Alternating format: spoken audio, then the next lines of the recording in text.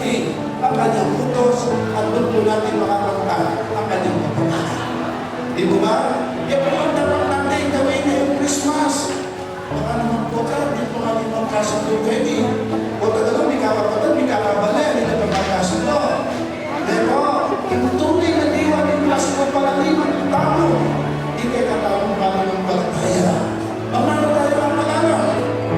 Gusto mo nang ibulalang tanasawang, may nasigyan natin, ibulalang mo na yun, ibulalang mo na. Gusto nyo bakit pala yung malinay ng ibulalang?